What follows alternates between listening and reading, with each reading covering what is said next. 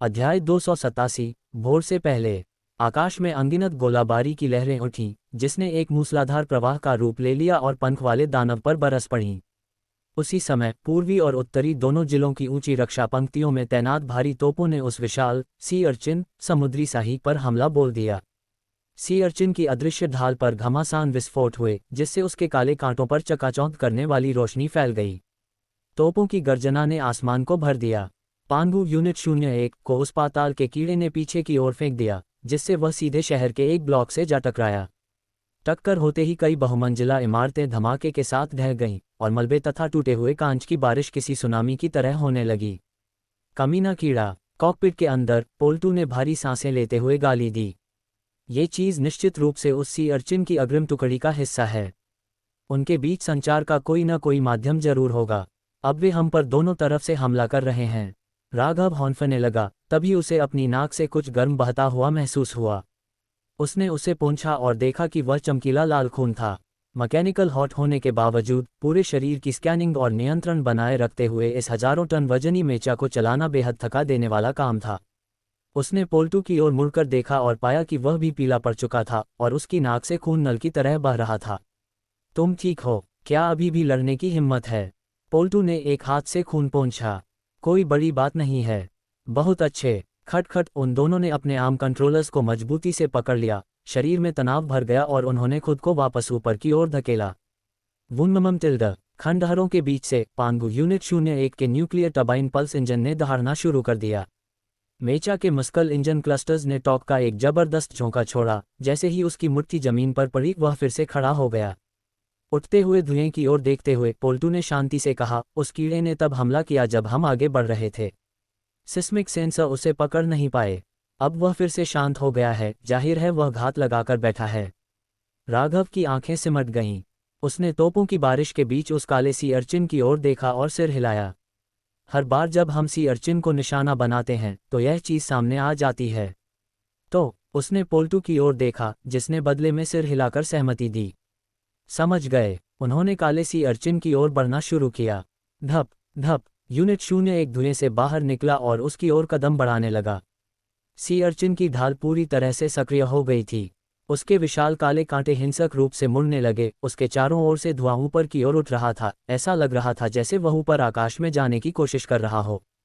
ये भागने की कोशिश कर रहा है? बिल्कुल नहीं। अगर वह चीज़ बादलों में गायब हो गई तो उन्हें दूसरा मौका कभी नहीं मिलेगा। यूनिट 01 की रफ्तार बढ़ गई। उसके हर कदम से धरती कांप रही थी। लेकिन उनके नीचे पाताल का कीड़ा एबिस वॉर्म भी हरकत में था। दायां मुक्का, दायां मुक्का। जैसे ही वे अर्चिन के कांटों के पास पहुंचे, दोनों पायलटों ने एक साथ चिल्लाकर प्रहार किया। एक जोरदार मुक्का मारा गया, लेकिन वह एक अदृश्य ढाल से टकरा गया, जिससे हवा में पानी की तरह लहरें उठने लगीं। फिर भी अर्चिन ने पलटकर हमला नहीं किया। वह बस तोपों की भारी गोलाबारी के बीच ऊपर उठता रहा। लेकिन यूनिट 01 इसे इतनी आसानी से होने देने वाला नहीं था। वह बगल की ओर झपटा, सैकड़ों मीटर की दूरी तय की और उस जगह पहुंच गया जहां स्टैंडर्ड प्रेशर टावर ने पहले दरार पैदा की थी। उस स्थान के चारों ओर फोर्स फील्ड तीव्र गर्मी के साथ चमक रही थी, जिससे धातु की संरचना पिघल रही थी। वह ढहने की कगार पर था। मौके का फायदा उठाते हुए राघव और पोल्टू ने एक साथ अपने दाएं हाथ उठाए। हाई वोल्टेज पल्स हैमर्स सक्रिय करो। हाई वोल्टेज पल्स हैमर्स सक्रिय करो। जज़। हाइड्रोलिक असेंबली बाहर निकली और एलॉय स्ट्राइकिंग मॉड्यूल्स पर हाई फ्रीक्वेंसी इलेक्ट्रिक आर्क चमकने लगे। फिर धमाका। टावर पर एक विनाशकारी मुक्का लगा। इलेक्ट्रोमैग्नेटिक शॉकवेव एक कान फाड़ देने वाली दरार के साथ टावर के पार निकल गई। अर्चिन के बाहरी खोल को दर्जनों मीटर तक चीर दिया और काले संक्षारक कीचड़ का सैलाब बाहर निकल आया। दोनों पायलट समय रहते वहां से हट गए। करा जज़। उस प्रहार ने सिर्फ जख्मी ही नहीं किया, उसने सी अर्चिन को क्रोधित कर दिया। वह कम आवृत्ति वाली चीख के साथ चिल्लाया, जिससे धरती हिल गई। उसका हर काला कांटा हिंसक रूप से हिलने लगा। मिसाइलों की परवाह किए बिना वह यूनिट 01 की ओर बरसने लगा। धूम। वे तैयार थे। एक विशाल झटके के साथ यूनिट 01 ने उन कांटों को पकड़ लिया और उस राक्षस सी अर्चिन को सीधे आसमान से नीचे खींच लिया। दूसरी तरफ तेज ने देखा कि सी अर्चिन की ढाल गायब हो गई है। उसने संकोच नहीं किया। अभी पूरी ताकत से हमला। सारी मिसाइलें दाग दो। फूश फूश फूश। हर हवाई इकाई, जमीनी तोपें और बुर्ज सब कुछ जल उठे। आसमान जलती हुई लपटों से भर गया और ऊंची दीवारों पर तैनात तोपें गरजने लगीं। तेज और हंटिंग कॉप्स ने अपने पास मौजूद हर लंबी दूरी के कौशल का इस्तेमाल कर दिया। धमाकों ने सी अर्चिन को घेर लिया। धूम धूम धूम, विशाल विस्फोटों ने उसके खोल को चीर दिया। काले कांटे टहनियों की तरह टूटने लगे। जलते हुए टुकड़े जमीन पर गिरने लगे। वह भीषण रूप से जल रहा था। पूरे युद्ध क्षेत्र में अंगारे बरस रहे थे। सैनिकों का मनोबल बढ़ गया। गड़गड़ाहट। अचानक भूकंपीय झटके वापस लौट आए। पोल्टू और राघव तुरंत संभल गए। जमीन पर मकड़ी के जाले की तरह दरारें पड़ने लगीं। होलोग्राफिक व्यू उन्हें ट्रैक कर रहा था। उनके चेहरे गंभीर हो गए। पकड़ ढीली मत करना, ये फटने वाला है। पोल्टू ने दांत पीसते हुए दहाड़ लगाए। मुझे पता है। राघव ने यूनिट 01 के रिएक्टर को ओवरड्राइव पर डाल दिया। इंजन चीखने लगे। सी अर्चिन को अपनी जगह पर दबाए रखने के लिए अपनी पूरी ताकत झोंक दी। तभी लाल रोशनी की एक लकीर उस दरार की ओर आसमान को चीरती हुई निकली। राघव की आंखें फैल गईं। वह कीकी थी जो हेल्स ब्लैक क्राइसेंथेमम नर्क का काला गुलदाउदी के लिए तेजी से उड़ रही थी। कीकी, वापस जाओ, वह चिल्लाया, लेकिन कांटों के पास संचार व्यवस्था ठप थी। हवाई इकाइयां यूनिट 01 की हरकतों के आधार पर प्रतिक्रिया दे रही थीं। उसे खतरे में कूदते देख राघव घबरा गया। कमीने कीड़े, क्या तू इस फूल का पीछा नहीं कर रहा था? आ और इसे ले ले। कीकी का चेहरा पीला पड़ गया था। उसने प्लांटिंग पॉड को कसकर पकड़ा और आखिरी क्षण में रास्ता बदलते हुए भूकंप के रास्ते के साथ साथ उड़ान भरी।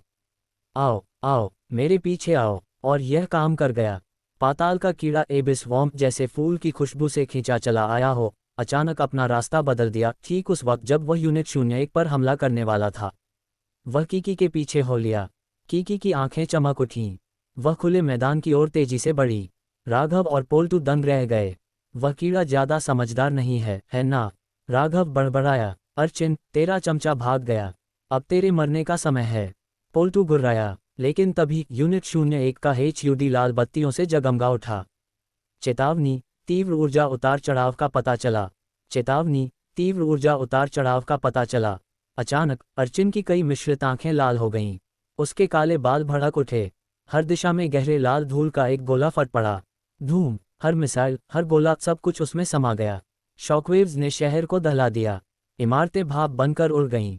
यूनिट 01 का कॉम्पोजिट आर्मर चिथड़े चिथड़े हो गया। यांत्रिक हिस्से पिघल गए। नैनो सिरेमिक विजर चकनाचूर हो गया। लाइटें बुझ गईं। पूरा मेचा उड़कर दूर जा गिरा। हवा में मौजूद कीकी ने अपने पीछे आती लहर को महसूस किया। वापस मुड़ने के लिए बहुत देर हो चुकी थी। वह एक कपड़े की गुड़िया की तरह फेंकी गई और हेल्स ब्लैक क्राइसेंथेमम उसके हाथों से छूटकर गिर गया। धूम, विस्फोट ने शिलान शहर के ऊपर विनाश का एक चमकदार गुंबद बना दिया, जिसने इसके लगभग 1/3 हिस्से को ढक लिया। राक्षसों के झुंड, पंख वाले दानव और हवाई इकाइयां सब खत्म हो गए। आयनीकृत विकिरण ने सभी विमानों के इलेक्ट्रॉनिक्स को जला दिया। वे आसमान से नीचे गिरने लगे। मध्य जिला पूरी तरह समतल हो गया। कीकी मलबे में गिरी। आखिरी सेकंड में बनाए गए एक टेलीकिनेटिक बुलबुले ने उसे किसी तरह बचा लिया था। खौ खौ, खून से लथपथ और बदहवास, वह मलबे के नीचे से बाहर निकली। राघव, खांसते हुए, वह अनियंत्रित रूप से कांप रही थी, मुश्किल से खड़ी हो पा रही थी। और तभी उसने देखा, वह मेचा यूनिट 01 मलबे में पड़ा था। उसकी चेस्ट प्लेट फट गई थी और फेस प्लेट लाल होकर तप रही थी। राघव, वह अपने कम्युनिकेटर पर चिल्लाई। कोई जवाब नहीं मिला। गड़गड़ाहट, फिर से झटके महसूस हुए। धुआं उठने लगा। कीकी जानती थी कि इसका क्या मतलब है। अगर कीड़े को वह फूल मिल गया तो यूनिट 01 का खेल खत्म था। वह कहाँ है? कहाँ? उसने पागलों की तरह मलबे में तलाश शुरू की। तभी उसे एहसास हुआ, वह कीड़ा भी उसे ढूंढ रहा है। वह मुड़ी और उसने देख लिया। वह फूल, जो धीमी लाल रोशनी दे रहा था, एक गली के मलबे के पास पड़ा था। कीकी की सांसें तेज हो गईं। उसने उड़ने की कोशिश की, लेकिन उसके शरीर ने साथ नहीं दिया। उसकी नाक से खून बहने लगा। और तभी एक स्नो क्रॉलर, बर्फ पर चलने वाला वाहन, मलबे के बीच से दहाड़ता हुआ निकला। धुंध के बीच से हेडलाइट्स की रोशनी पड़ी। वह मलबे के पास झटके से रुका। दरवाजा खुला। एक छोटी सी आकृति बाहर निकली और दौड़ पड़ी। वह ओपू थी। ओपू, कीकी अपने कम्स पर चिल्लाए। कीकी, मुझे फूल मिल गया है। तुम कहाँ हो? ओपू ने जवाब दिया जब उसने सावधानी से उसे मलबे से बाहर निकाला। गड़गड़ाहट, गड़गड़ाहट, झटके करीब आ रहे थे। दूर से धुआं उठ रहा था। कीकी का चेहरा उतर गया। भागो, मेरी चिंता छोड़ो, बस जाओ। उसने ग्रुप चैनल पर संदेश भेजा। तेज फायर ब्रो, तुम लोग कहाँ हो? जल्दी करो, हम बस पहुंचने वाले हैं। तेज की आवाज़ शोर के बीच गूंजी। ओपू ने करीब आते भूकंप और गिरे हुए यूनिट 01 को देखा, फूल को कसकर पकड़ा और वापस गाड़ी की ओर दौड़ पड़ी। इंजन दहाड़ा, क्रॉलर खुले मैदान की ओर बढ़ा, लेकिन भूकंप करीब आता गया। बहुत तेजी से। क्रॉलर उस पाताल के कीड़े से तेज नहीं भाग सकता था। धरती लहरों की तरह उखड़ने लगी। वह जानती थी कि वह पकड़ी जाने वाली है। उसने गुलदाउदी को कसकर पकड़ लिया। सूं। एक सोनिक बूम। तेज आ चुका था। उसने पूरे क्रॉलर को जमीन से ऊपर उठाने के लिए चुंबकीय शक्ति का उपयोग किया। जी फोर्स ने ओपू को उसकी सीट से चिपका दिया। उम्मीद की एक किरण जगी। तभी नीचे एक विस्फोट हुआ। धरती से एक विशाल जबड़ा बाहर निकला, रात जैसा काला, जो पूरे क्रॉलर को निगल गया। सारा प्रकाश ओझल हो गया। उसकी धड़कन रुक गई। इसे पकड़ो, वह चिल्लाए, अपनी पूरी ताकत बटोरकर गुलदाउदी को तेज की ओर फेंका, इससे पहले कि वह कीड़ा उसके वाहन को निगल जाता।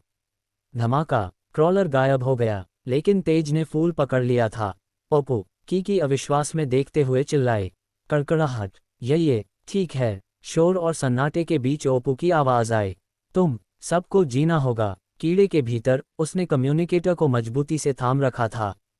हर काफिले को कम से कम 5% हताहतों का सामना करना पड़ता है। हर काली रात में यह एक जैसा ही होता है। 5%, 6%, यहाँ तक कि 10%।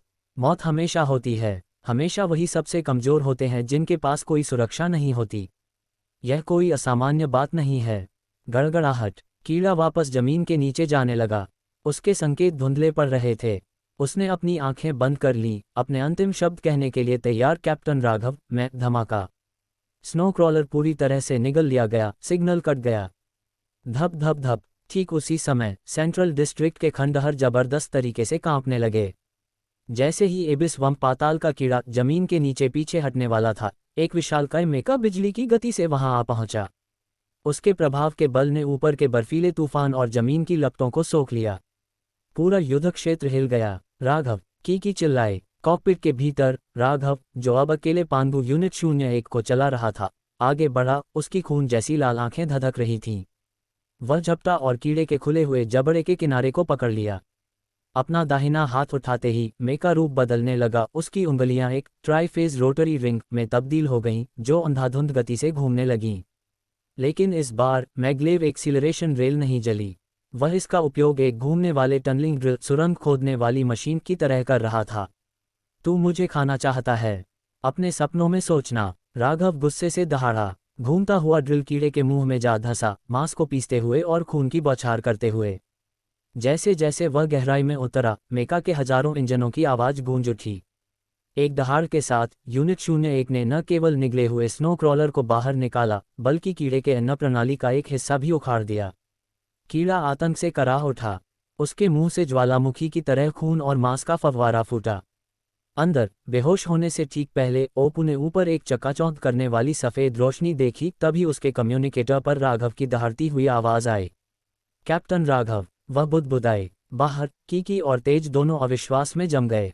यूनिट 01 ने क्रॉलर को उनकी ओर फेंक दिया। तेज ने तुरंत प्रतिक्रिया दी और चुंबकीय शक्ति से उसे हवा में ही पकड़ लिया।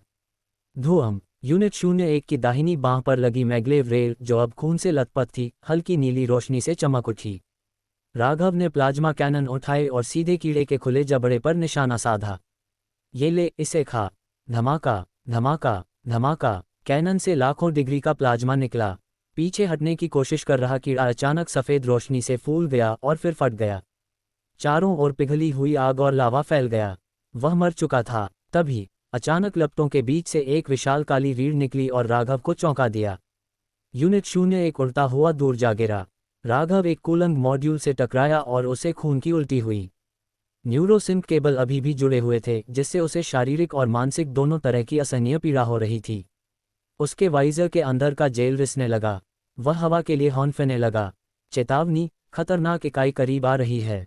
लाल बत्तियां जलने लगीं। उसने सामने आते हुए विशाल समुद्री अर्चिन जैसी आकृति को देखा और मुस्कुराया। कीड़े की मौत के बाद वह चीज भागी नहीं, बल्कि गुस्से में हमला करने आई। सर्र। एक और रीढ़ की हड्डी नीचे आई। इस बार प्रहार सीधा यूनिट 01 के छाती के कोर पर था। राघव ने मेका को दाईं ओर मोड़ने की कोशिश की। रीढ़ बाईं ओर से टकराई, कवच को चीरते हुए और केबलों को चकनाचूर करते हुए। यूनिट 01 की बाईं बांह और छाती का कवच उड़ गया। हर तरफ चिंगारियां थीं। अर्चिन ने यूनिट 01 को जमीन पर दबा दिया। उसकी दर्जनों लाल आंखें कॉकपिट पर टिकी थीं। राघव के कान बजने लगे जैसे हजारों चीखें एक साथ गूंज रही हों।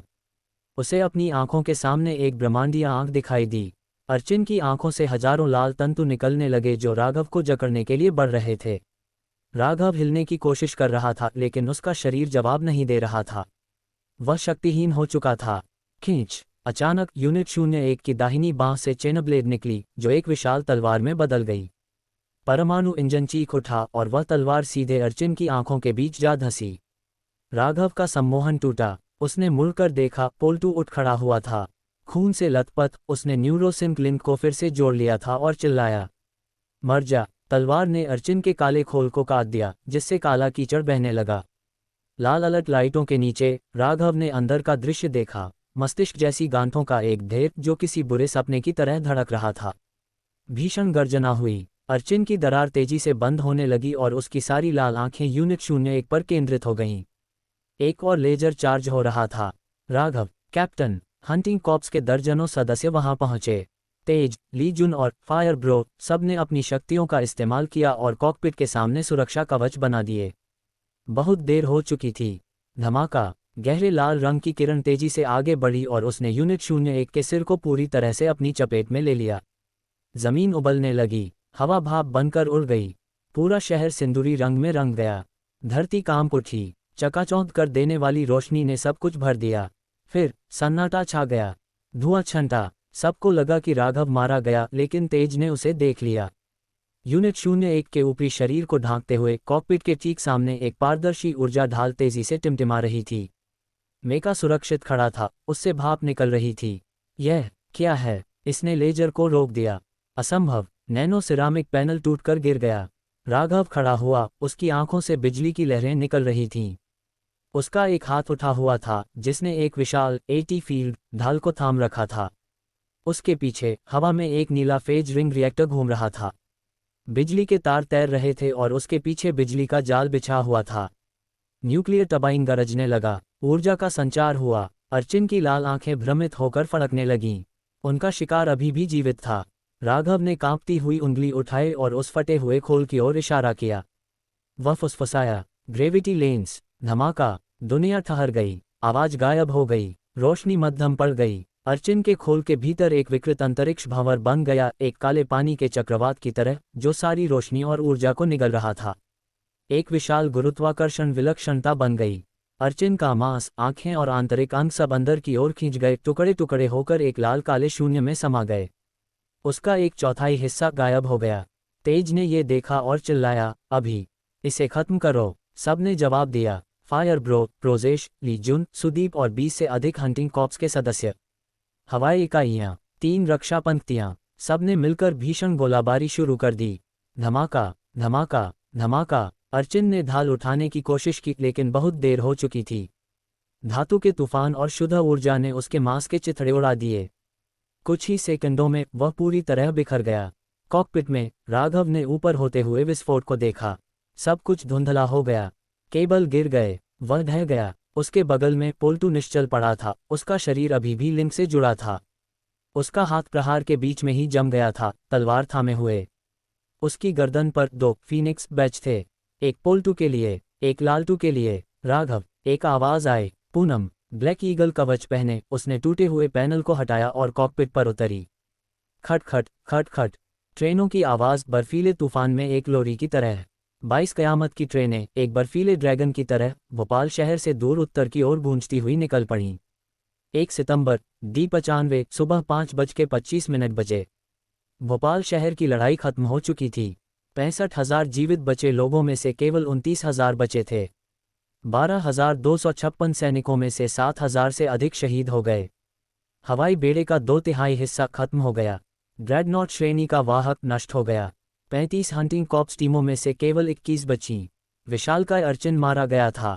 राक्षसों का सारा ज्वार उतर चुका था। मानवता की जीत हुई थी, बड़ी मुश्किल से। माइक, पलाश, पोल्टू, आमिर, अरशद, शाहिद, अनिल, हेमंत, प्रकाश, ऐसे बहुत से नाम थे जिन्हें गिना नहीं जा सकता था। वे कभी सितंबर की सुबह नहीं देख पाएंगे। फीनिक्स ने जीवित बचे लोगों और इन्वेस्टिगेशन कॉर्प्स का नेतृत्व पूर्व की ओर एबिस जोन नंबर 5 की ओर किया। The infinite, dragon mountain number 1 और सभी ट्रेनें उत्तरी मार्ग पर बर्फीले तूफान और ध्रुवीय रात की गहराई में चलती चली गईं। एक मौन सामूहिक पलायन। कमांडर यू, क्या सिग्नल बीकन बंद हो गया? फीनिक्स बेस काफिले के अंदर तेज ने कमांडर यू से पूछा। हो गया, डॉन सेंटर को वह मिल गया। किस कुरियर यूनिट ने भेजा? कमांडर यू रुके, किसी ने नहीं, सभी 12 यूनिट खत्म हो गई हैं। उन्होंने तेज की ओर देखा। ब्लैकी नाम के एक काफिले को बाघा और तेंग तेंग मिले। बहुत देर हो चुकी थी। जोसफ नाम का एक शख्स, वह बीकन को बाहर लेकर आया। तेज की उंगलियां हल्की सी कांपीं। उद्धरण चिन्ह ... अच्छा। जैसे ही वह जाने के लिए मुड़ा, कमांडर यू ने उसे रोका। वह तुम्हारा दोस्त था, है ना? एक अच्छा इंसान। उद्धरण चिन्ह ... वह मेरा भाई था। तेज ने एक गहरी सांस ली और आगे बढ़ गया। तूफान की गहराइयों में स्नो व्रैथस, हिमप्रेतों और स्नो फीन्स, हिम राक्षसों की लाशों का ढेर लगा हुआ था। उसके बीच में बाघा ने तेंग तेंग को पकड़ रखा था। दोनों बर्फ के नीचे एक साथ जम चुके थे। उनके कुरियर बैग के अंदर जिंगहुआ फेंजियू शराब की एक बोतल अभी भी बिना खुले पड़ी थी।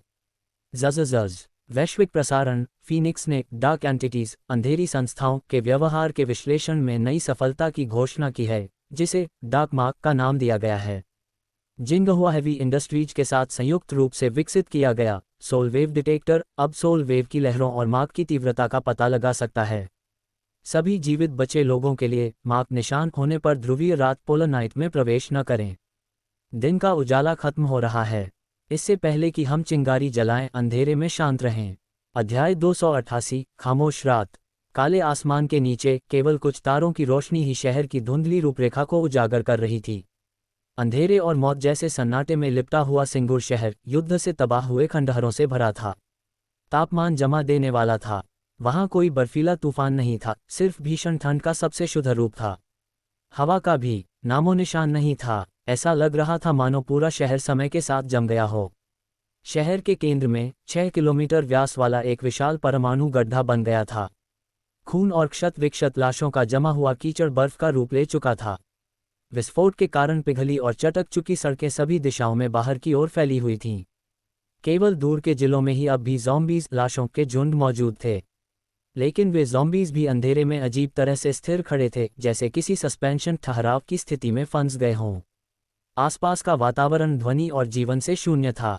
हालांकि तकनीकी रूप से ये ज़ॉम्बीज़ अभी भी जीवित थे, लेकिन वे चलने फिरने की अपनी सारी प्रवृत्ति पूरी तरह खो चुके थे। सड़कों और गलियों में पुतलों की तरह कतारबद्ध खड़े थे।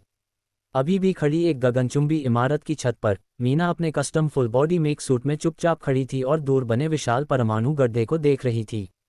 उसके होलोग्राफिक वाइजर पर लगातार डेटा चमक रहा था। एक यांत्रिक आवाज गूंजी। Kanpur city abyss zone number 3 से दूरी 5650 किलोमीटर।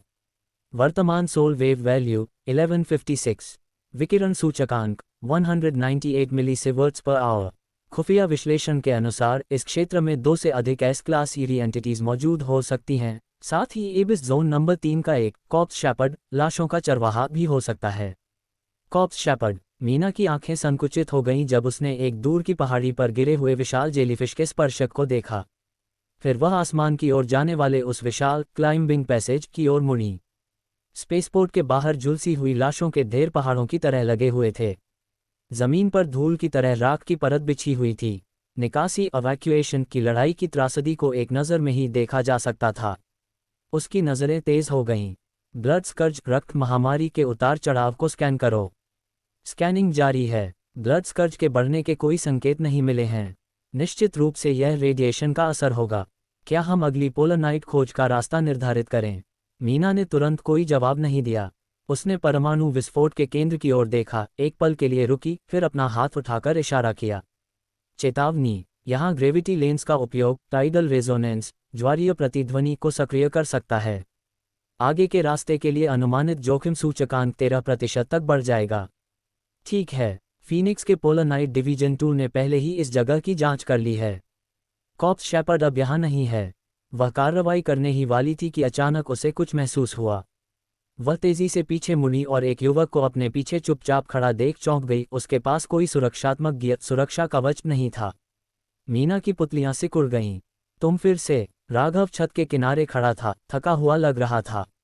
उसने धुंधली सी जानी पहचानी क्षितिज रेखा को देखा, फिर वापस मीना की ओर मुड़ा। ऐसा लगता है कि हम समय में एक साथ जुड़े हुए हैं। तो तुम कोई मतिभ्रम नहीं हो? मैं नहीं हूं, लेकिन तुम हो, मीना ने शांति से उत्तर दिया। वह मुड़ी और अपने मेका के वाइजर के जरिए राघव का सामना किया। मेरे रडार ने तुम्हें नहीं पकड़ा, जिसका मतलब है कि केवल मैं ही तुम्हें देख सकती हूं। तुम आखिर हो कौन? राघव ने मीना के कवच पर दो प्रतीक देखे, एक फीनिक्स का गहरा लाल फीनिक्स था और उसके पहले वाला एक ग्रे ब्लू रंग की ढाल थी, NAUF। मैं राघव हूं, एक उत्तरजीवी काफिले सर्वाइवर कॉनॉय का नेता जो फीनिक्स के साथ काम करता है। राघव, मीना ने भौहें सिकोड़ी। क्या भोपाल सिटी का शेल्टर तुम्हारा है? तो मुझे ये पूछना चाहिए, तुम मेरे घर में क्या कर रही थी? राघव ने पलटकर जवाब दिया, ये गोपनीय है। मीना ने अपना हाथ उठाया और अपने मेका के बाएं कंधे से एक छोटा उड़ने वाला ब्लेड निकाला और उसे उसकी ओर उछाल दिया। वह सीधा राघव के चेहरे के आर पार निकल गया। हमारे बीच किसी तरह का मानसिक ऊर्जा संबंध है, लेकिन मैं तुम्हारी पृष्ठभूमि नहीं जानती। चूंकि तुम फीनिक्स के साथ काम करने का दावा करते हो, मैं उनसे इसकी पुष्टि करूंगी। अगली बार जब हम मिलेंगे तो शायद हम और जानकारी साझा कर सकें। तब तक बेहतर होगा कि तुम इस पूरी बात को गुप्त रखो। जैसे ही वह जाने के लिए मुड़ी, उसने पीछे मुड़कर पूछा, इस बार तुमने मुझे ज्यादा देर तक देखा है ना? राघव की नज़रें केंद्रित हुईं, लेकिन उसने उसके सवाल का जवाब नहीं दिया। इसके बजाय उसने कहा, रुको, मुझे थोड़ा आसपास देखने दो।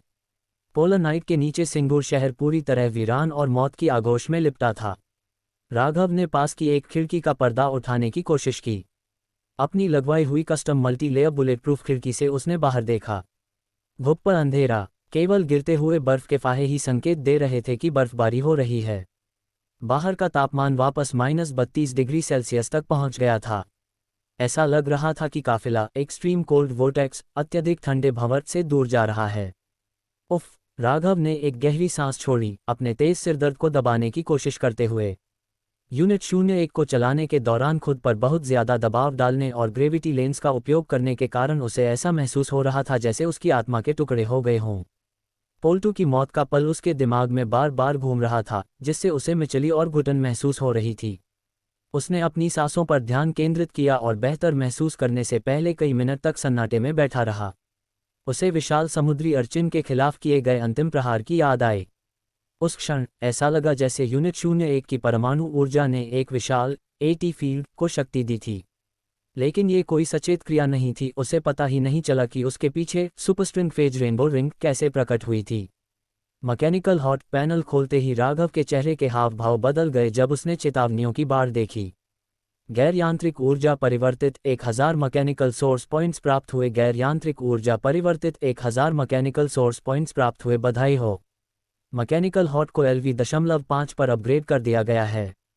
Remote control mode unlock. Remote control mode दूर से स्कैन करने, भक्षण करने, हेरफेर करने और निर्माण करने की अनुमति देता है। इसकी सीमा स्तर से प्रभावित होती है। वर्तमान सीमा 500 मीटर। Mechanical hot level LV.5 240/20,000। विशेष कौशल मेका एनर्जी कैनन प्रवर्धित, AT फील्ड प्रवर्धित, बैकलैश दुर्लभ, लव 0.2 to 50%, पावर सर्ज दुर्लभ, लव 0.3 अधिकतम, ग्रेविटी लेंस दिग्गज, लव 0.1 to 99%। R&D centre G3 electromagnetic railgun blueprint विकास में है। 1 दिन 13 घंटे 59 मिनट। तो हेल की ब्लैक क्राइसेंथेमम काली गुलदाउदी ने इतनी डार्क एनर्जी सोख ली। इसने 2000 सोर्स पॉइंट्स में बदलाव कर दिया।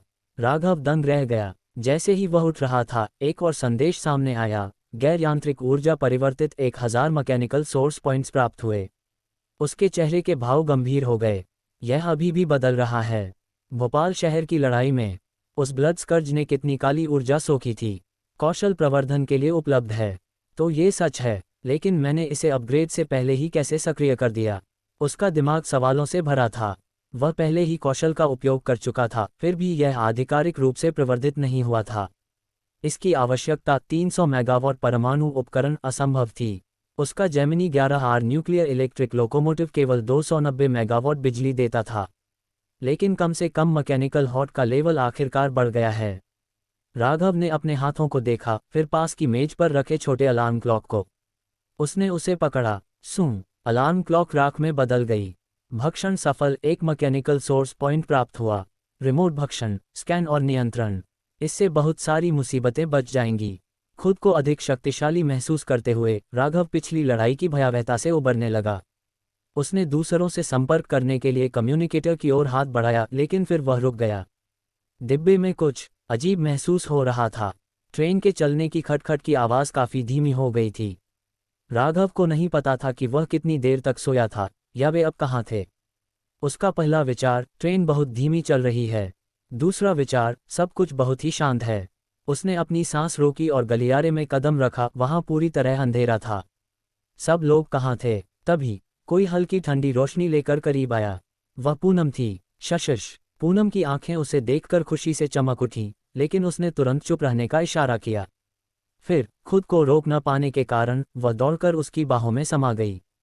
शुक्र है तुम आखिरकार जाग गए। उसकी आवाज़ बहुत धीमी थी, फिर भी खुशी से भरी हुई थी। राघव ने खुद को संभाला, फिर फुसफुसाया, क्या हुआ? पूनम उसे वापस बेडरूम में खींच ले गई, दरवाज़ा बंद किया और गंभीरता से कहा, पूरा काफिला अभी साइलेंट मोड, मौन मोड पर है। हमने एबिस जोन नंबर 5 के पोलर नाइट क्षेत्र में प्रवेश कर लिया है। लेकिन जैसे ही हमने टाइडल जोन, ज्वारीय क्षेत्र को पार किया, अजीब चीजें होने लगीं। अजीब चीजें? पूनम ने सिर हिलाया। बाहर कुछ दिखाई दिया था।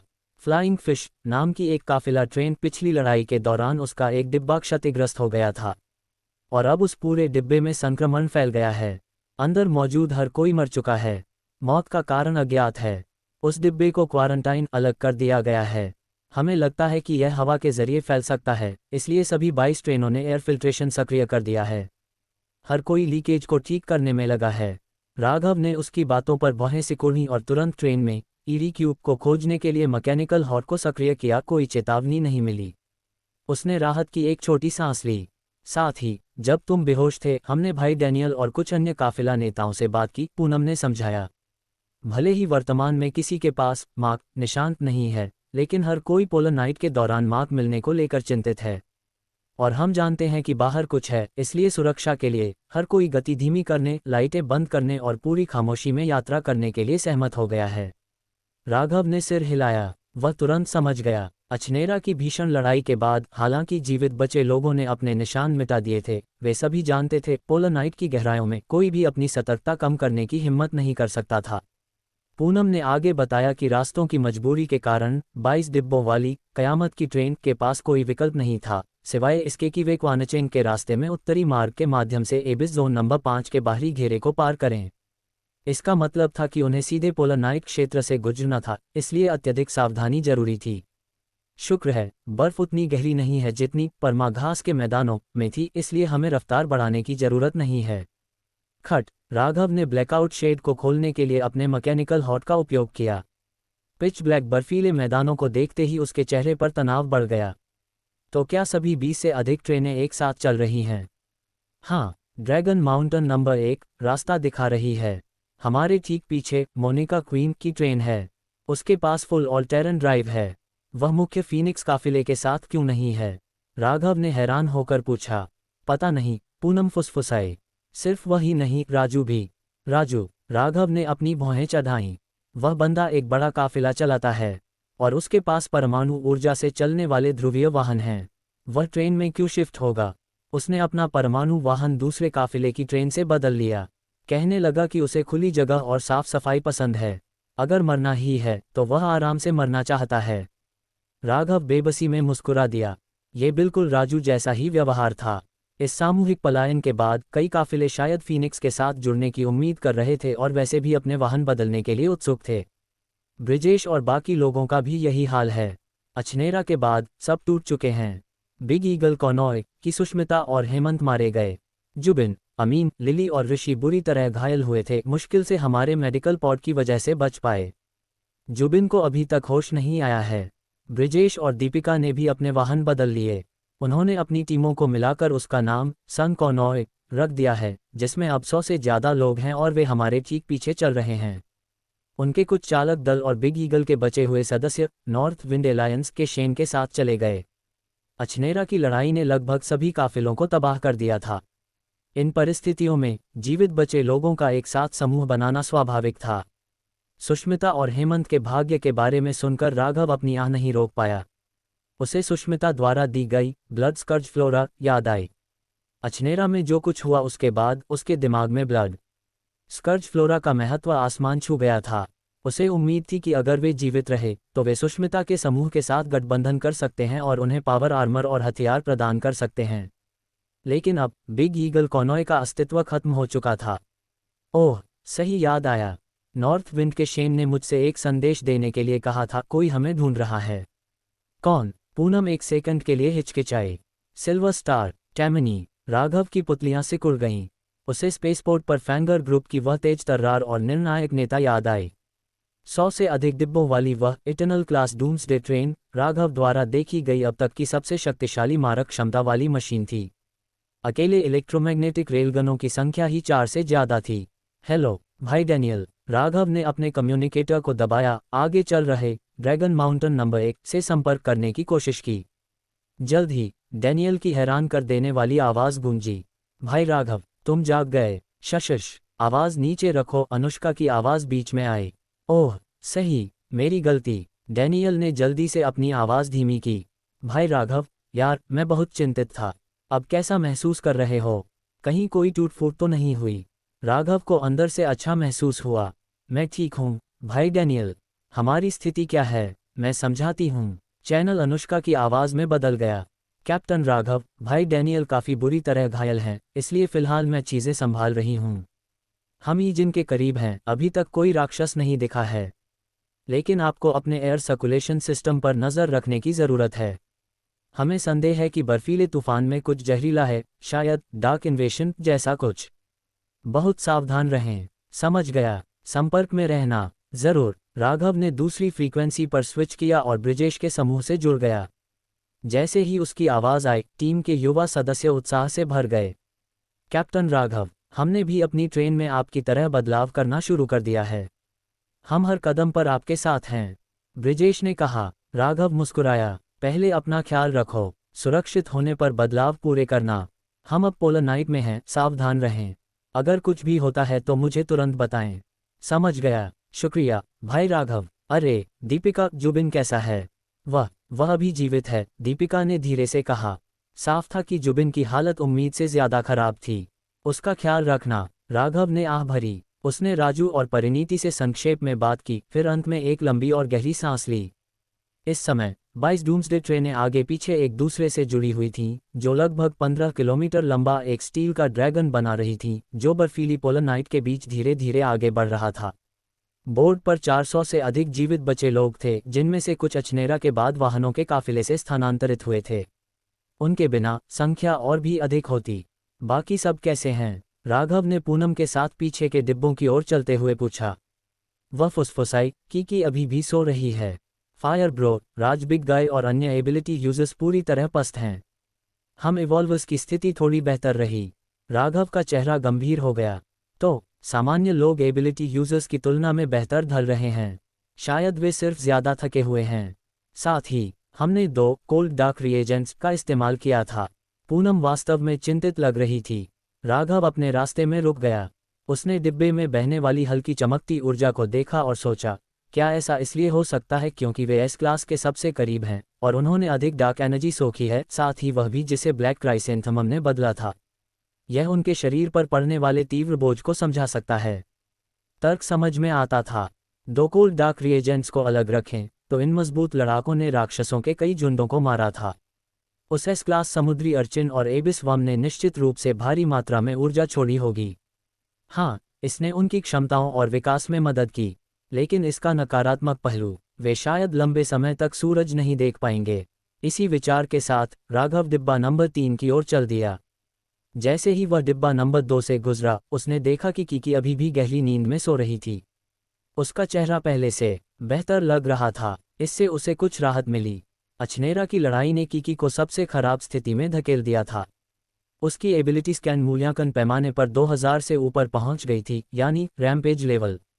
लेकिन दिल से वह अभी भी वही लड़की थी जिसने 1 महीने पहले ही अपनी शक्ति को पहचाना था।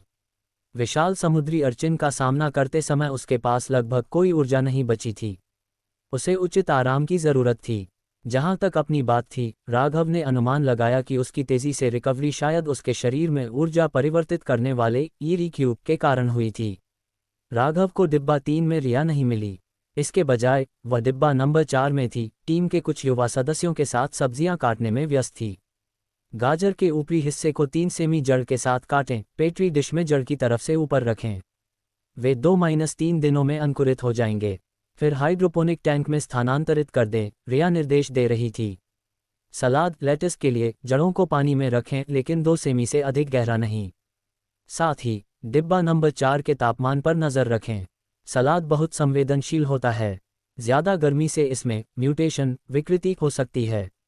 इसके लिए 15 डिग्री सेल्सियस से 25 डिग्री सेल्सियस का तापमान आदर्श है। सीधी धूप के बिना वाली जगहों के लिए यह एकदम सही है। रिया अपनी आदत के अनुसार शांत और धैर्यवान स्वर में बोल रही थी, यहाँ तक कि कटाई करते समय भी। राघव को देखते ही वह तुरंत खड़ी हो गई। राघव, तुम जाग गए। कैप्टन राघव। बाकी लोग चिल्लाए, लेकिन फिर तुरंत एहसास हुआ कि वे बहुत जोर से बोल रहे हैं, तो उन्होंने अपने मुंह पर हाथ रख लिया। राघव ने चुप रहने का इशारा किया और पूरी टीम ने सिर हिलाकर सहमति जताई। डायरेक्टर रिया, हम इन्हें वेजी जूस सब्जी का रस बनाने के लिए ले जा रहे हैं। जाओ, रिया ने उत्तर दिया। उनके जाने के बाद वह राघव की ओर मुड़ी। लगातार रात बनी हुई है और अछनेरा में इतनी देर तक राक्षसों के ज्वार के संपर्क में रहने के बाद हमें गंभीर डार्क इन्वेशन अंधेरे का आक्रमण की आशंका है। इसलिए मैंने अतिरिक्त वेजिटेबल जूस तैयार कर लिया है। राघव ने अपना मुंह खोला, वह ठीक इसी काम के लिए उसके पास आया था। लेकिन रिया पहले से ही सब समझ चुकी थी और तैयारी कर चुकी थी। ये देखकर राघव आगे बढ़ा और उसने रिया को कसकर गले लगा लिया। शुक्रिया डायरेक्टर रिया, आपकी रिसर्च के लिए शुक्रिया। डार्क मार्क की खोज के लिए शुक्रिया। दाजू पठार को पार करने के बाद ये रिया अंडरग्राउंड सिटी नंबर 9 से मिली हेल्स ब्लैक क्राइसेंथेमम और इन्फिनिट ट्रेन की पूरी टीम की मेहनत ही थी जो उन्हें यहाँ तक ले आई थी। माइक, रणविजय और अनगिनत शोधकर्ताओं की बदौलत ही डार्क मार्क थ्योरी सिद्ध हो पाई थी, जिससे अछनेरा के बचे हुए लोग आज जीवित थे। अब जब वे वापस अपनी ट्रेन पर थे तो राघव बस उसे अपना आभार जताना चाहता था। रिया इस अचानक हुए बर्ताव से सकपका गई। उसके गंभीर चेहरे पर हैरानी की एक लकीर दौड़ गई। ये तो कुछ भी नहीं है। राघव ने उसे छोड़ा और अपने दोनों हाथ उसके कंधों पर रखे। ये कुछ भी नहीं कैसे हो सकता है? आप, Mike, Smith, commander U, professor Z, आप सभी। क्या आपको अंदाज़ा है कि डार्क मार्क थ्योरी ने कितनी जानें बचाई हैं? आप सभी विज्ञान के सर्वोच्च सम्मान के हकदार हैं। रिया ने अपना चश्मा ठीक किया, उसकी आवाज़ अब भी शांत थी। एक वैज्ञानिक के लिए सत्य का दूसरा सिरा सम्मान का ताज नहीं होता, बल्कि यह उस उजाड़ में बुद्धि द्वारा तराशा गया मुक्ति का एक स्रोत है। एक इंसान के तौर पर मैं सम्मानित महसूस करती हूँ कि मैं कुछ योगदान दे पाए। उसने अपनी नज़रें राघव की नज़रों से मिलाईं और बात पूरी की।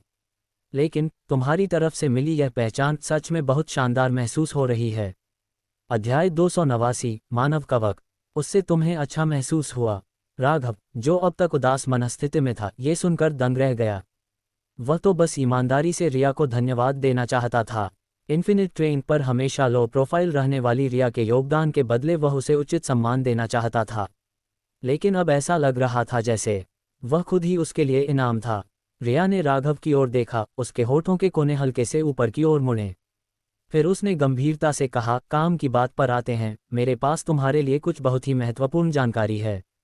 राघव ने राहत की सांस ली। ठीक है, बताओ। रिया हेल्स ब्लैक क्राइसेंथेमम के पास जाकर खड़ी हो गई और बोली, जब हम डार्क मार्क की जांच कर रहे थे, मैंने अपनी क्षमता का उपयोग करके इस क्राइसेंथेमम के साथ तालमेल बिठाने की कोशिश की। मैंने जो देखा वह बहुत ही असामान्य था। देखा? राघव ने उस फूल की ओर इशारा किया जो इस समय लाल रोशनी के साथ टिमटिमा रहा था और डार्क एनर्जी सोख रहा था। तुम्हारा मतलब है अपनी आंखों से देखा? रिया ने सिर हिलाया। हाँ, मुझे यकीन है। उस डिजास्टर फ्लोरा के माध्यम से मैंने अछनेरा की किसी डार्क एंटिटी अंधेरी सत्ता के नज़रिए से देखा। वह विशाल समुद्री अर्चिन हो सकता था या शायद उससे भी अधिक उन्नत कुछ जिसकी वह पूजा करता था या जिसकी सेवा करता था। राघव का चेहरा उसकी बात सुनकर गंभीर हो गया। उसने उसे जारी रखने का इशारा किया। रिया की भौहें थोड़ी सिकुड़ गईं। सटीक रूप से कहें तो देखना शब्द शायद सही न हो। डार्क क्रीचर्स अंधेरे के जीव पूरी तरह से अलग तरह का अस्तित्व हैं। उनके संवेदी और जीवित रहने के तंत्र हमारे जैसे बिल्कुल नहीं हैं। उनके पास संभवतः दृष्टि, गंध और धारणा का एक अनूठा नेटवर्क है। और इस बार हमने पाया कि wimp weekly interacting massive particles प्रकार के डार्क मैटर कण सीधे मानव कोशिका झिल्ली के साथ जुड़ सकते हैं, जिससे मार्क चिन्हित व्यक्ति एक प्रकार का डार्क यूनिवर्स बीकन, अंधेरे ब्रह्मांड का प्रकाश स्तंभ बन जाता है। दूसरे शब्दों में, ये डार्क मैटर ही उनका प्रकाश है। राघव ने विचार किया, और वे हमारे प्रकाश को नहीं देख सकते। बिल्कुल, रिया ने पुष्टि की। हम इन जीवों को पारंपरिक तर्क से नहीं समझ सकते। उदाहरण के लिए, ठंडे डार्क मौलिक कण, वे उनके लिए ऑक्सीजन या ऊर्जा का एक अधिक उन्नत रूप हो सकते हैं। मैं केवल उस डिजास्टर फ्लोरा के माध्यम से एक विशाल जीवन रूप की उपस्थिति को महसूस करने में सक्षम थी। समुद्री अर्चिन के व्यवहार को देखते हुए ये संभावना है कि वह केवल एक स्काउट जासूस था। बेशक ये सब सिर्फ एक अनुमान है। ये हमारे वर्तमान शोध में बहुत अधिक योगदान नहीं देता है। मैं वास्तव में तुम्हें कुछ और बताना चाहती थी।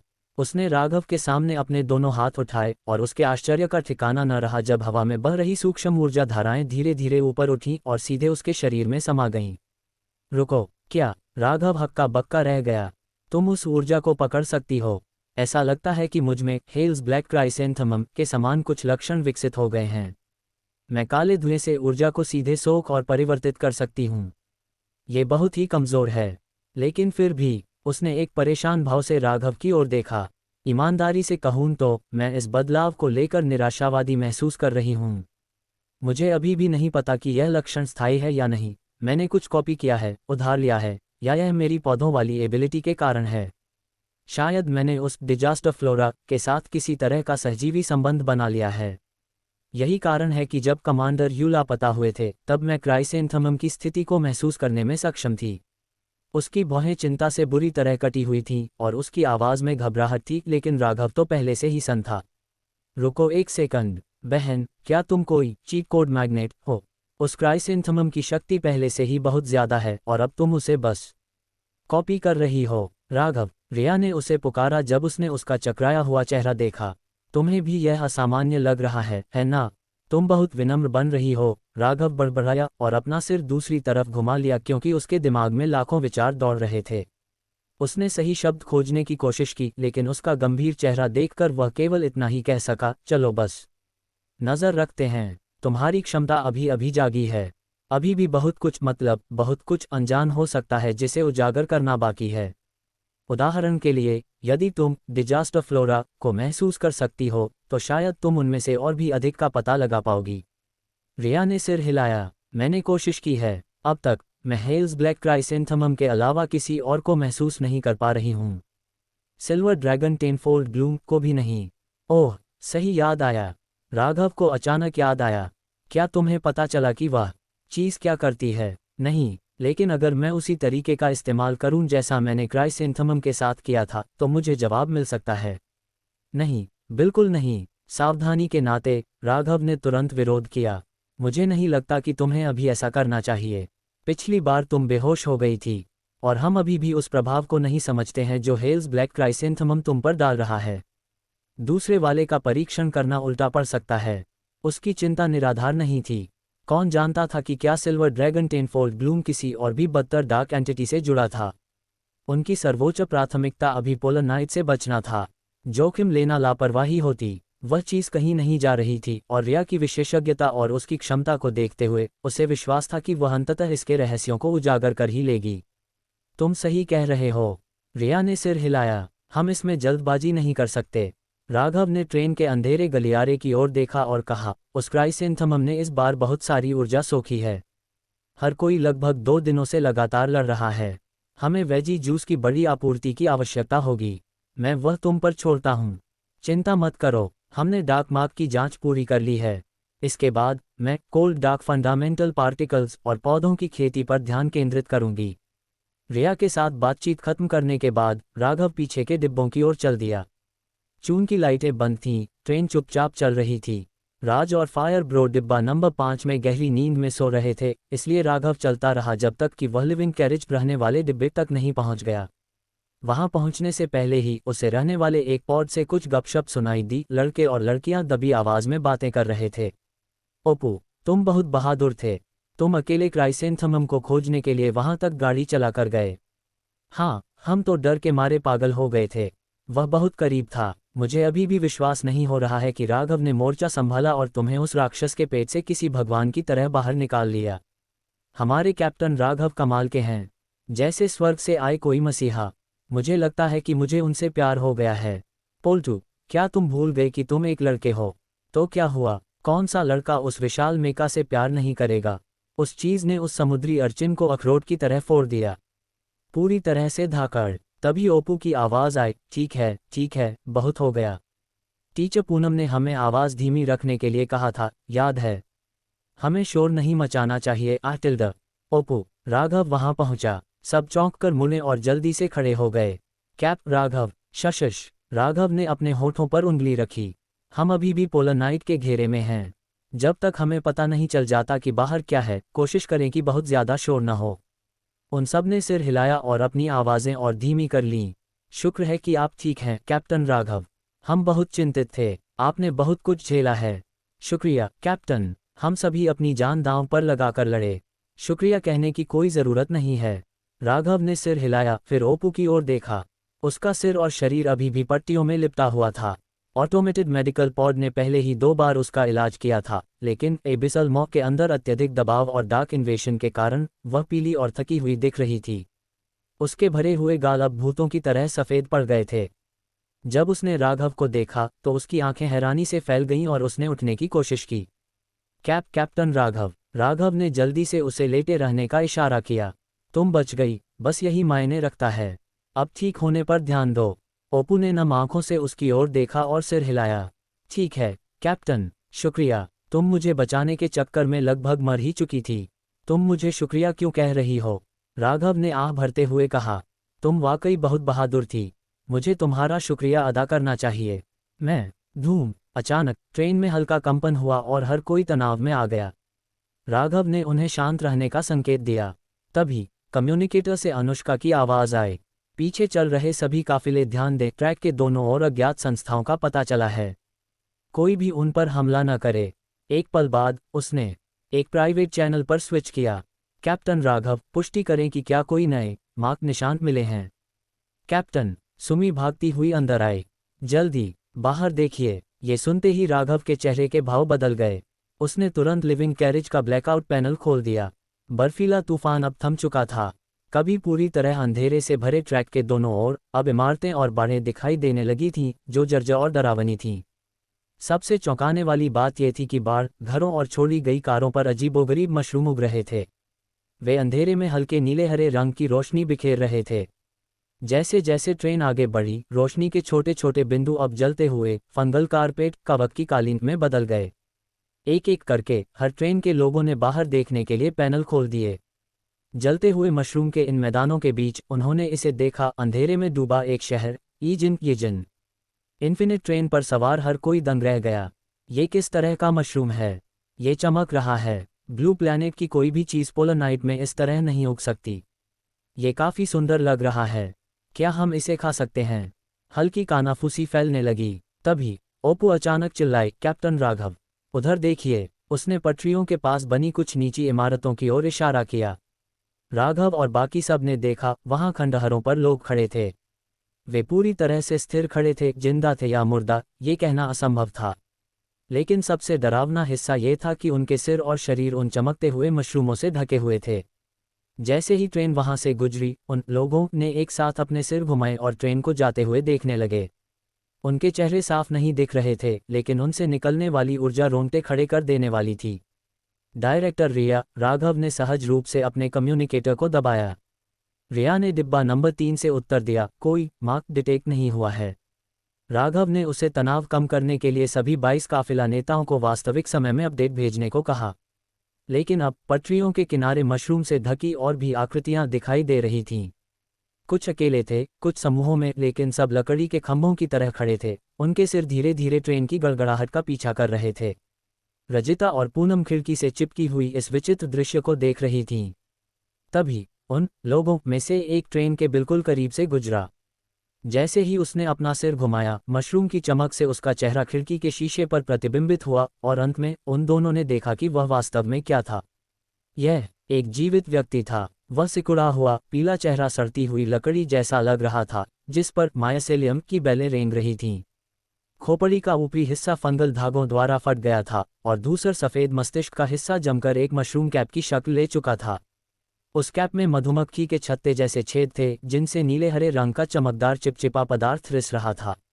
जबड़ा ब्लीच की हुई लकड़ी की तरह लटका हुआ था, गले तक कोरल जैसे मशरूम के गुच्छे चढ़े हुए थे और सबसे भयानक हिस्सा, उस व्यक्ति की आंखें अभी भी हिल रही थीं, जैसे वह अंदर ही अंदर जिंदा हो। हे भगवान! रजिता डर के मारे पीछे उछल गई। यह क्या बला है? यह जिंदा है या मर गया? मैंने उसकी आंखों की पुतलियों को हिलते देखा। क्या ये कोई ज़ोंबी है? जैसे जैसे वे ईजिन शहर के अंदर बढ़ रहे थे, ऐसे और भी मानव कवक हाइब्रिड दिखाई देने लगे। जो दृश्य पहले जादुई और चमकदार लग रहा था, वह अब जीवित बचे लोगों के मन में एक अवर्णनीय डर पैदा कर रहा था। सबका विस्मय अब घबराहट में बदल चुका था। कोई नहीं जानता था कि ये डार्क क्रीचर्स क्या थे। अभी भी कोई मार्क नहीं है। सभी काफिले तालमेल बनाए रखें और गोली न चलाएं। अभी ये शब्द कम्युनिकेटर पर गूंजे ही थे कि करीब 1 किलोमीटर पीछे से एक जोरदार विस्फोट की आवाज़ आई। तुरंत बाद ओशन कॉनॉय के कैप्टन की घबराई हुई आवाज़ आई। कैप्टन राघव, हमारी टीम के किसी सदस्य ने उन मानव कवक चीज़ों पर गोली चला दी। ये मशरूम विस्फोटक हैं, वे आग पकड़ते ही भयानक शक्ति के साथ फट जाते हैं। सब सावधान रहें। काफिलों में भगदड़ मच गई। तुरंत सभी टीमों को सीज़फायर, गोली न चलाने के आदेश भेजे गए। राघव ड्रोन लॉन्च करने के लिए डिब्बा नंबर 2 की ओर भागा, लेकिन तभी ट्रेन ने जोरदार ब्रेक मारे। चररा ड्रैगन माउंटेन नंबर 1 से शुरू होकर झटके की लहर पूरे काफिले में पीछे तक गई। 15 किलोमीटर लंबा स्टील का वह राक्षस पटरियों पर चिंगारियां छोड़ते हुए एक कान फोड़ देने वाली चीख के साथ रुक गया। सभी ट्रेनें तुरंत रुकें, आगे ट्रैक टूटा हुआ है। अनुष्का की आपातकालीन आवाज़ गूंजी और अफरा तफरी मच गई। राघव ने अपनी ट्रेन की पावर काट दी, लेकिन भारी जड़त्व इनर्शिया के कारण ड्रैगन माउंटेन नंबर 1 रुकने से पहले सैकड़ों मीटर आगे घिसटती चली गई। ईजिन के अंधेरे सन्नाटे में वह रगड़ने की आवाज़ बहुत ही मनहूस लग रही थी। हजारों जीवित बचे लोग, जो अभी भी अचनेरा की लड़ाई के सदमे से बाहर नहीं आए थे, तुरंत सतर्क हो गए। सबने अपनी सांसें रोक ली और हथियारों पर हाथ टिका दिए। क्या हो रहा है? क्या हम पर हमला हुआ है? गोली मत चलाना। कैप्टन के आदेश का इंतजार करो। इन्फिनिट ट्रेन पर राज और फायर ब्रो हड़बड़ाकर जाग गए। कीकी ने भी अपनी आंखें मलते हुए पूछा, क्या हुआ? क्या बात है? सब शांत रहें। राघव रिया के पास पहुंचा। रिया ने सिर हिलाया, अभी भी कोई मार्क नहीं था। राघव ने कम्युनिकेटर पर पूछा, अनुष्का, स्थिति क्या है? अच्छी नहीं है। अनुष्का की आवाज़ भारी थी। हमारे रेल स्कैनर की रेंज 1 किलोमीटर से ज़्यादा है, लेकिन आगे ट्रैक का कोई निशान नहीं है। उसने ड्रैगन माउंटेन की शक्तिशाली फ्लडलाइट्स जलाईं। दूधिया रोशनी ने सामने के दृश्य को साफ कर दिया। सामने एक जमा हुआ शहरी जल क्षेत्र था, जो दलदल की तरह बर्फ से ढका था, और उसके आगे सिर्फ घना अंधेरा। पटरियां गायब थीं। रोशनी शहर के और भी अंदर तक पहुंच गई। ट्रेन ने अभी अभी ईजिन की सीमा में प्रवेश किया था। मुख्य स्टेशन अभी भी बहुत दूर था। आगे की सड़कें मकड़ी के जाले की तरह फटी हुई थीं और हर दरार से कोरल जैसे मशरूम बाहर निकल रहे थे। बिलबोर्ड और खंडहर सूखी पीली लताओं से ढके हुए थे और हर तरफ मानव कवक हाइब्रिड विचित्र अवस्थाओं में जमे हुए खड़े थे। किसी की छाती फटी हुई थी तो किसी के पैर जमीन में धंस चुके थे। मायसेलियम उनके चारों ओर नसों की तरह लिपटा हुआ था, जिससे एक डरावना सहजीवी शरीर बन गया था। एक बिलबोर्ड, जिस पर मूल रूप से लिखा था, अचनेरा में आपका स्वागत है, सुंदर पश्चिमी मातृभूमि, अब चमकदार पैच में फिर से लिखा हुआ लग रहा था, स्वागत है सुंदर घर में। जैसे ही स्पॉटलाइट उन पर पड़ी, इन आकृतियों पर उगे चमकदार मशरूमों ने अपनी टोपियां सिकोड़ लीं और फिर वे लोग हिंसक रूप से कांपने लगे। तड़ फंगल लताएं टूटने लगीं। वे जड़ें जो उन्हें जमीन से बांधे हुए थीं, उखड़ गईं और वे जीव यांत्रिक रूप से चलने लगे। अपने सड़े हुए जोड़ों को घसीटते हुए वे ड्रैगन माउंटेन नंबर 1 की ओर बढ़ने लगे। ये देखकर अनुष्का ने तुरंत लाइटें बंद कर दीं और कम्युनिकेटर पर चिल्लाए, सब सुनो, ये चीजें रोशनी के प्रति प्रतिक्रिया करती हैं, कोई भी लैंप चालू न करे। वह सावधानी से पीछे हट गई। पट्टियों में लिपटे हुए डैनियल लंगड़ाते हुए आगे आए। परछाइयों से आगे बढ़ती हुई भीड़ को देखकर उनके चेहरे के भाव काले पड़ गए। लानत है, एक पल की शांति नहीं है। अब ये कमबख्त क्या बला हैं? पता नहीं, और अब जब ट्रैक टूट गया है तो हम चाहकर भी भाग नहीं सकते। अनुष्का ने गुस्से में कहा, हमें एक स्काउटिंग टीम भेजनी होगी और पटरियों को जल्दी ठीक करना होगा, वरना हम यहाँ बैठे बैठे शिकार बन जाएंगे। 22 डूम्सडे ट्रेनों में से केवल मोनिका क्वीन की ट्रेन में पूरी तरह से ऑल टेरन चलने की क्षमता थी। ड्रैगन माउंटेन नंबर 1 केवल आधी क्षमता रखती थी। इस तरह के इलाके में दर्जनों स्टील के डिब्बों को खींचना असंभव था। जब हम साइलेंट सिटी से गुजर रहे थे तभी सब कुछ अपग्रेड कर लेना चाहिए था, डैनियल ने एक हाथ से फुर्ती से शॉटगन लोड करते हुए बड़बड़ाया। पास आते राक्षसों की ओर देखते हुए वह गुर्राया, किस्मत देखो, पोलर नाइट के बीच में ट्रेन खराब होनी थी। क्या मजाक है, कहना आसान है, करना नहीं, अनुष्का ने आह भरी। तब हमारे पास अपग्रेड के बदले व्यापार करने के लिए पर्याप्त सामान नहीं था। तो फिर, रुको ठहरो, अनुष्का ने उसे रोका। उसने गौर किया कि वे जीव बीच रास्ते में ही रुक गए थे। वे अपनी जगह पर जम गए और धीरे धीरे उनके शरीर के मशरूम फिर से खुल गए और हल्की रोशनी बिखेरने लगे। ऐसा लगता है कि वे केवल रोशनी पर प्रतिक्रिया करते हैं, वे सक्रिय रूप से हमलावर नहीं लग रहे हैं। धूम! अचानक कॉकपिट के किनारे पर एक जोरदार टक्कर हुई। किसी चीज ने ट्रेन के कवच आर्मर को जोर से मारा था। चौंक कर दोनों उस तरफ मुड़े। उनके पीछे वाले डिब्बे पर एक और हमला हुआ और फिर कई और। पूरे काफिले के दोनों तरफ भारी टक्करों की आवाज गूंजने लगी। इन्फिनिट ट्रेन पर राघव ने तुरंत ब्लैकआउट पैनल खोले। कई लोग सूचना केंद्र की ओर भागे। कीकी ने सेंट्री सिस्टम के नाइट विशन फीड की ओर इशारा किया। विचित्र नुकीले चूहे जैसे राक्षस पूरी ताकत से ट्रेन के किनारों से टकरा रहे थे। अन्य काफिलों पर भी यही हमला हो रहा था। यह जरूर ब्रेक लगाने की आवाज का नतीजा है, उन्होंने वह चीख सुनी और दौड़ते हुए चले आए। पूनम चिल्लाई, डायरेक्टर रिया, राघव ने पुकारा। कोई मार्क नहीं, उसने तुरंत जवाब दिया। क्या हम पलटवार करें? सुमी ने तैयार होते हुए पूछा। उन्हें खत्म करने के लिए तैयार रहो, राघव ने आदेश दिया। सुमी ने सिर हिलाया और जाने के लिए मुड़ी, लेकिन राघव ने उसे जल्दी से रोक दिया। रुको, उसने कुछ अजीब देखा। वे विशाल चूहे कुछ ही मिनटों तक हमला करने के बाद अचानक अंधेरे में वापस चले गए। इतनी अफरा तफरी के बावजूद उन टक्करों से कोई वास्तविक नुकसान नहीं हुआ था। इन्फिनिट ट्रेन का नया कॉम्पोजिट आर्मर पूरी तरह सुरक्षित था। दूसरी ट्रेनें भी ठीक थीं, बस कुछ ग्रिल प्लेटें पिचक गई थीं। हजारों जीवित बचे लोग, जो जवाबी हमले के लिए अपनी सांसें रोके हुए थे, ने आखिरकार राहत की सांस ली।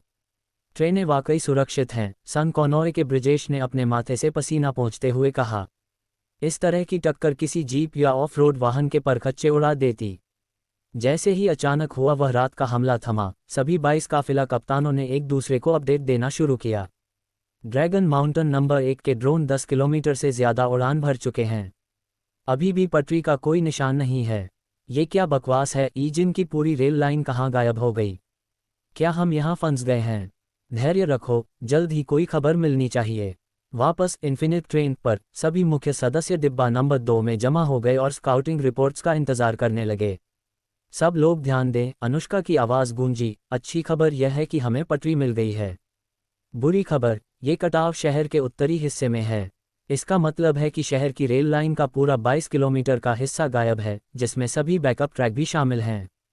क्या 22 किलोमीटर? जोकर कॉनॉय में राजू ने अपने हैरान साथियों की ओर देखा और कम्युनिकेटर पर बड़बड़ाया। हे मोनिका क्वीन, क्या तुमने नहीं कहा था कि ट्रैक की समस्या बहुत कम होती है? तुम बस बहुत किस्मत वाले हो, मोनिका क्वीन का जवाब आया। अपनी मोनिका क्वीन ट्रेन के लग्जरी कॉकपिट के अंदर, मोनिका ने सिस्टम डेटा को स्कैन किया और आह भरी।